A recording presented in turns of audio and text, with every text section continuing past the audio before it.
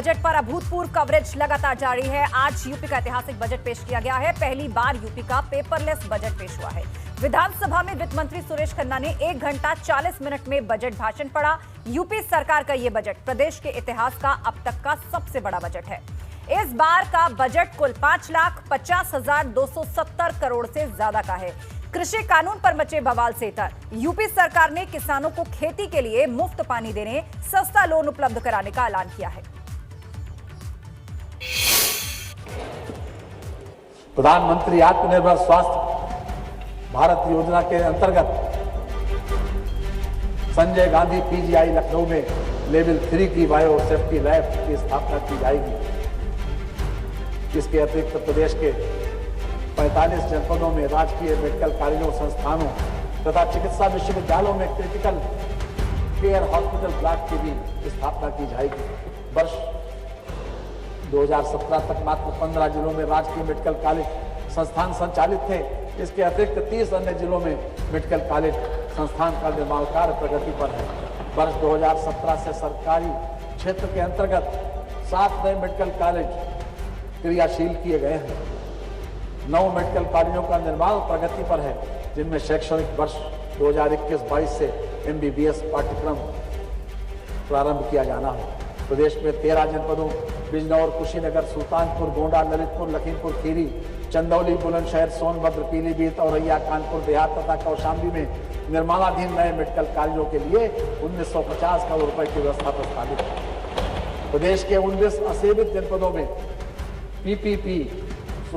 प्रदेश के 16 असेवित जनपदों में PPP मोड में मेडिकल कॉलेज संचालित कराए जाने की योजना पर कार्य किया जा रहा है। योजना हेतु 48 करोड़ रुपए की व्यवस्था प्रस्तावित है।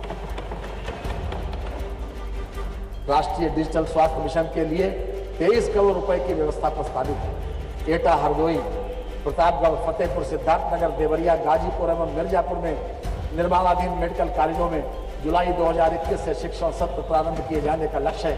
इन मेडिकल कॉलेजों हेतु 960 करोड़ रुपए की बजट व्यवस्था का प्रस्ताव है। अमेठी एवं बलरामपुर में नए मेडिकल कॉलेज की स्थापना हेतु 175 करोड़ रुपए की व्यवस्था प्रस्तावित है। माननीय अटल बिहारी वाजपेयी चिकित्सा विश्वविद्यालय लखनऊ की स्थापना हेतु 100 करोड़ रुपए की व्यवस्था प्रस्तावित है। प्रदेश की निर्धन आबादी का असाध्य रोगों की चिकित्सा सुविधा मुहैया कराए जाने हेतु 100 करोड़ रुपए की व्यवस्था प्रस्तावित है।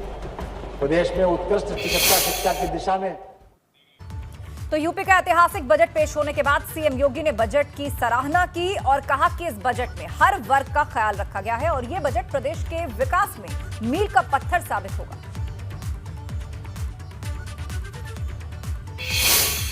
और 20-21 का हमारा बजट प्रदेश के युवाओं के लिए और प्रदेश के इंफ्रास्ट्रक्चर डेवलपमेंट को समर्पित था।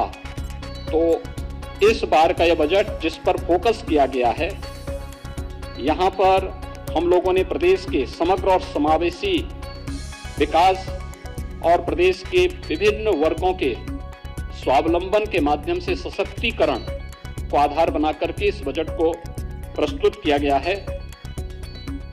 प्रदेश में ईज ऑफ लिविंग को और आसान करने के लिए हर घर को जल, हर घर को बिजली, हर गांव को सड़क और हर गांव को डिजिटल बनाने की प्रक्रिया के साथ प्रदेश में समग्र विकास की एक रूपरेखा इस बजट के माध्यम से प्रारंभ की गई है। बजट से जुड़ी हुई जो कुछ महत्वपूर्ण बातें हैं, उनमें हम सब जानते हैं कि बजट का आकार इस बार 5,50,270.78 करोड़ रुपए का है, जो वर्ष 2020-21 के बजट से 37,410.06 करोड़ रुपए यानी 7 तो बजट के बाद प्रेस कॉन्फ्रेंस की सीएम योगी ने और अहम बातें बजट से जुड़ी हुई उन्होंने बताई और हमारे 3 संवाददाता इस वक्त हमारे साथ जुड़ चुके हैं, जिनसे हम चर्चा करेंगे और जानेंगे कि लोग क्या सोच रहे हैं इस बजट को लेकर। हमारे साथ रतीश त्रिवेदी हैं कानपुर से, शैलेश अरोड़ा लखनऊ से हमारे साथ जुड़ गए हैं और मोहम्मद मोइन प्रयागराज से। सबसे पहले रुख करते हैं हम शैलेश अरोड़ा का। शैलेश, बताइएगा कैसा लगा ये बजट लोगों को?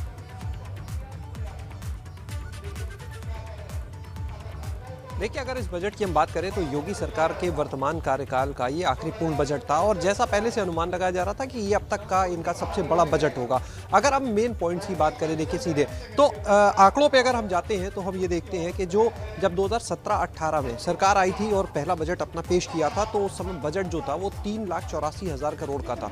दूसरा बजट जो उसके साल आता है वो अगले साल वो 4,28,000 करोड़ का, तीसरे साल 4.79 लाख करोड़ और 21 में जो बजट 20-21 में आया था वो 5,12,000 करोड़। इस बार का बजट जो है वो 5,50,000 करोड़ से ऊपर का, यानी पिछले साल के मुकाबले लगभग 37,000 करोड़ रुपए ज़्यादा का बजट रखा गया है। और इस बजट में 27,600 करोड़ रुपए की ऐसी योजनाएं भी शामिल की गई हैं जो नई है, यानी बाकी जो बजट के प्रावधान है वो जो पुरानी योजनाएं चल रही हैं उसके लिए व्यवस्था की गई है, चाहे कन्या सुमंगला योजना हो, चाहे हर घर नल की योजना हो। इसके अलावा 27,600 करोड़ रुपए दिए गए हैं नई योजनाओं के लिए। हाल ही में अभ्युदय योजना शुरू की है मुख्यमंत्री ने, उसके लिए इसमें व्यवस्था की गई है। मुख्यमंत्री ने साफ कहा कि जो बजट बनाया गया है उसमें चाहे किसान हो, चाहे व्यापारी वर्ग हो, चाहे युवा हो, सबके लिए इसमें कुछ ना कुछ प्रावधान किए गए हैं। और एक अहम बात मुख्यमंत्री ने देखिए जो कही थी वो ये कि हर साल का जो बजट होता है उसकी एक थीम होती है। यानी अगर हम बात करते हैं मुख्यमंत्री के पहले बजट से लेकर अब तक के बजट की, तो सबसे पहले जब 2017 में बजट पेश किया सरकार आई तो उसने किसानों पर केंद्रित बजट पेश किया था जिसमें 36,000 करोड़ रुपए किसानों की कर्ज माफी भी हुई थी। उसके बाद की अगर साल की हम बात करते हैं तो इन्वेस्टमेंट जो था उसको लेकर काफी जोर रहा कि इंडस्ट्री को कैसे बढ़ावा दिया जाए, और जो उसके अगले साल का बजट था 18-19 वो औद्योगिक विकास के ऊपर उसकी थीम रही थी और ये पूरा बजट उसी के ऊपर केंद्रित था। आगे बढ़ते हैं तो उसके बाद मातृशक्ति और पिछले साल यानी जो 20-21 का बजट था वो युवाओं और इंफ्रास्ट्रक्चर पर फोकस था। और इस बार का जो बजट आया है वो समग्र और समावेशी विकास स्वावलंबन माध्यम से, मतलब कैसे लोगों को स्वावलंबी बनाना है, कैसे सशक्त करना है, इसके ऊपर थीम को लेते हुए चले हैं। सशक्तिकरण को ध्यान में रखकर समग्र विकास की बात की है और इस बात को ध्यान में रखकर आज का बजट पेश किया गया। मोहम्मद मोइन का रुख करते हैं, प्रयागराज से हमारे साथ है। मोइन, सुबह आप महिलाओं के साथ थे, उनको काफी उम्मीदें थी।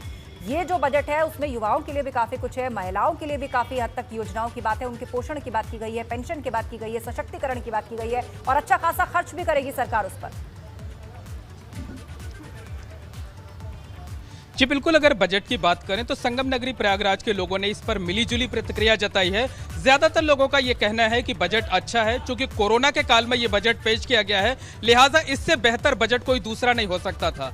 वहीं कुछ लोग ऐसे भी हैं जिनका कहना ये मानना है कि हमें उम्मीदें बहुत ज्यादा थी, तो उतनी उम्मीदों पर बजट खरा नहीं उतर सका है। यानी साफ तौर पर कहा जा सकता है कि कोरोना के दौर में जो बेरोजगारी आई, जो आर्थिक मंदी आई, जो लोगों की उम्मीदें थी, तो वो उम्मीदों का बहुत बड़ा पहाड़ सरकार के सामने खड़ा हुआ था। और यही वजह है कि कुछ लोग जहां खुलकर इस बजट की तारीफ कर रहे हैं, वहीं प्रयागराज के कुछ लोग ऐसे हैं जो उनका ये कहना है कि हमें मिला काफी कुछ है, लेकिन काफी कुछ की और आस थी जो नहीं मिल पाया है। इस वक्त हम जिस जगह खड़े हैं, अब से कुछ देर पहले समाजवादी पार्टी के अध्यक्ष अखिलेश यादव ने प्रेस कॉन्फ्रेंस किया था। प्रेस कॉन्फ्रेंस चूंकि सियासी थी, अखिलेश यादव एक विपक्ष की पार्टी के नेता हैं, लिहाजा उन्होंने सधा हुआ जवाब दिया। उन्होंने बजट को पूरी तरह से निराशाजनक करार दिया और कहा कि इस बजट में गरीबों और किसानों के लिए कुछ नहीं है। इसके साथ साथ उन्होंने कहा कि ये योगी सरकार का आखिरी बजट साबित होगा, इसके बाद सरकार बदलेगी। और साथ ही साथ उन्होंने ये भी कहा कि सरकार जो है वो गरीबों के बजाय वो उद्योगपतियों का साथ दे रही है, किसानों के बजाय पूंजीपतियों का साथ दे रही है।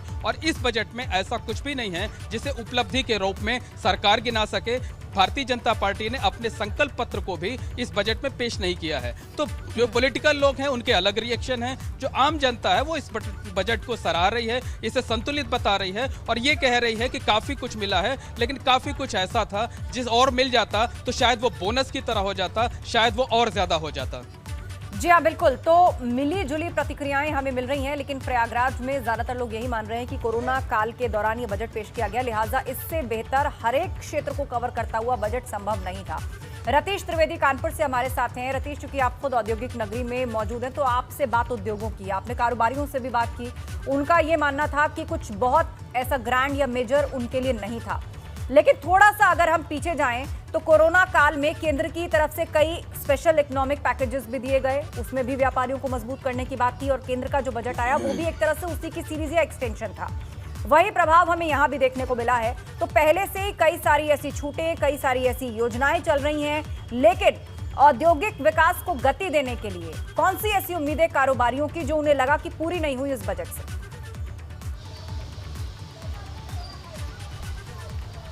बिल्कुल, देखिए कानपुर औद्योगिक नगरी है और कानपुर के उद्यमी जो हैं, जो कारोबारी हैं, वो बहुत उम्मीद लगाए बैठे थे कि कानपुर की जो समस्याएं हैं, यूपी के इस बजट से उन समस्याओं को दूर जरूर करने की कोशिश उत्तर प्रदेश की सरकार करेगी। लेकिन कारोबारियों से जो बातचीत हुई उसके बाद ये साफ तौर पर उन्होंने कहा कि जैसी उनको उम्मीद थी समर्थ का वो बजट नहीं आ पाया है, उनकी समस्याओं को सरकार ने ध्यान नहीं दिया है। हमारे साथ कुछ लोग हैं। हालांकि मुख्यमंत्री योगी आदित्यनाथ ने समग्र समावेशी विकास करने वाले इस बजट को कहा है, लेकिन मिक्स्ड रिएक्शन यहाँ से भी मिलता दिख रहा है। कानपुर से भी व्यापारी वर्ग, कारोबारी वर्ग खुश नहीं है, लेकिन बहुत सारे लोग हैं जो इस बात पर संतोष जता रहे हैं कि कानपुर शहर, मेट्रो शहर तो पहले से था, महानगर पहले से था, लेकिन मेट्रो कानपुर में जल्द दौड़ेगी और इसके लिए इस बजट में 200 करोड़ अतिरिक्त का प्रावधान और ज़्यादा कर दिया गया है। कुछ लोग हमारे साथ जुड़े हुए हैं, उन्हीं से बात कर लेते हैं। ये बताइए कि कानपुर जो आज यूपी का बजट है उस पर क्या रिएक्शन देंगे आप? मैं यही कहना चाहूँगा कि मुख्यमंत्री योगी आदित्यनाथ जी ने कुछ चीज़ों पे ध्यान दिया है, जैसे इंफ्रास्ट्रक्चर है उसके लिए काफ़ी ध्यान दिया है, उसमें 5,000 करोड़ रुपए दिए हैं। इसके अलावा जो प्रधानमंत्री आवास योजना चल रही थी उसको ग्रामीण में लेके आए हैं, उसके लिए भी 7,000 करोड़ रुपए दिए हैं। तो इंफ्रास्ट्रक्चर और सभी की आय दोगुना करने वाला जो प्रधानमंत्री जी का विजन था उसके ऊपर तो योगी आदित्यनाथ जी ने पूरा ध्यान दिया है। और लेकिन कुछ चीज़ें हैं जो छूट रही हैं, नौकरी पेशा और व्यापारी वर्ग के लिए हमको जो आशाएं थी उसके अनुसार यह बजट नहीं है। आप बताइए कितनी उम्मीदें आपकी पूरी होती दिखती हैं?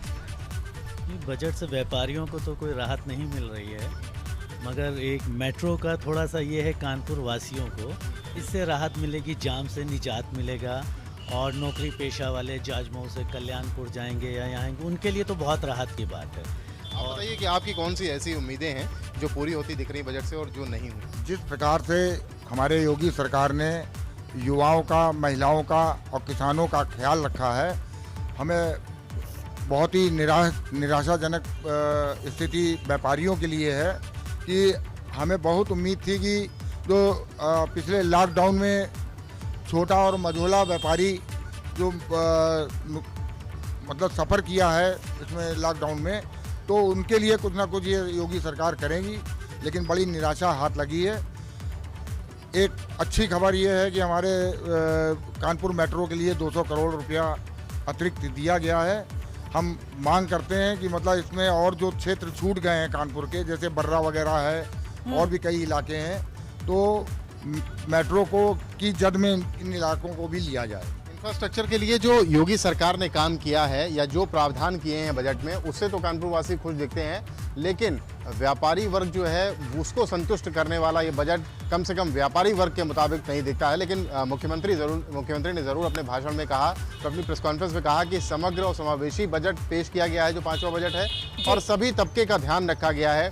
सभी तबके को लेकर के उनकी समस्याओं का निराकरण करने के लिए बजट को पेश किया गया है। लेकिन कानपुर शहर से भी मिक्स्ड रिएक्शन निकल करके आ रहा है। व्यापारी वर्ग की अपनी समस्याएं ज़रूर हैं, क्योंकि कोरोना जैसी महामारी ने व्यापारी वर्ग की कमर तोड़ कर रख दी थी, लेकिन इंफ्रास्ट्रक्चर के साथ जो रोजगार के मौके और जो अवसर बनेंगे वो युवाओं को जरूर लाभान्वित करने वाले होंगे। जी, निश्चित रूप से एम्प्लॉयमेंट जनरेट होगा जब इंफ्रास्ट्रक्चर में निवेश होगा, बड़े पैमाने पर लोगों को रोजगार मिलेगा, और खासतौर पर जो असंगठित क्षेत्र हैं, मतलब जो श्रमिक मजदूर जो वापस आए, उनको भी स्किल के हिसाब से काम दिया जाएगा। इस तरह के भी प्रावधान इसमें किए गए हैं। नितिन, किसानों के लिए भी कई अहम ऐलान है। सबसे बड़ी बात तो ये कि मुफ्त इरिगेशन, मुफ्त पानी की व्यवस्था सरकार कराएगी किसानों के लिए, सोलर पंप उनके लिए लगवाए जाएंगे, गाँव के लिए कई अनाउंसमेंट है, दुर्घटना कल्याण योजना उस पर अच्छा खासा पैसा खर्च करेगी, इंटरेस्ट फ्री लोन की यहाँ पर बात की जा रही है।